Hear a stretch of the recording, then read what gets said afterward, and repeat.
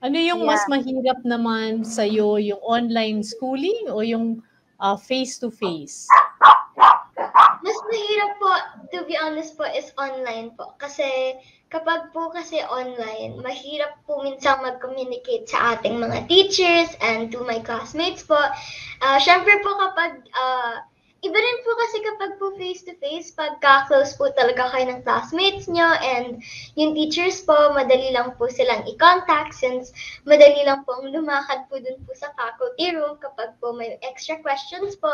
Unlike po sa online, sometimes nga po, yung wifi po, medyo nagloloko po siya and hindi po siya gumagana.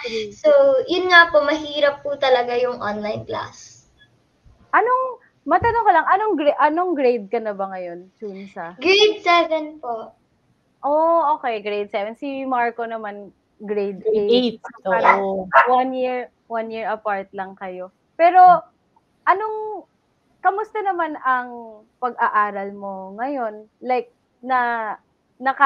nag-excel ka naman and hindi ka naman nahihirapan like sa, alam mo yun, sa focus, sa, di ba, pag online, ganon. Tinanong ko rin kay Marco to eh.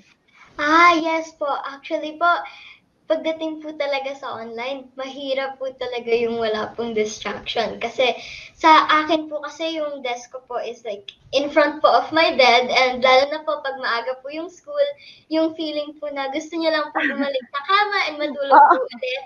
Ganun po yung feeling. Mahirap po talaga, sobrang nakaka-distract. And of course po, since nasa bahay po, andito po yung mga things ko po, yung mga interests ko. So, nakaka-distract po talaga na po sa workspace po when it's there po, sometimes hindi niyo po may iwasang kunin po yung bagay na yon and minsan po hindi na po kayo makakakinig po sa class. So, yes po, very distracting po. Yeah, I'm sure kasi lagi ko rin sinasabi even if I was in your place, mas malala pa siguro. Joke lang. Pero gets ko yan yung pag nakikita mo na yung kama mo, lalo nang ang aga-aga pa, di ba? But, anong mga ginagawa mo, Chunsa, para yung stress ng online learning medyo ma-manage mo?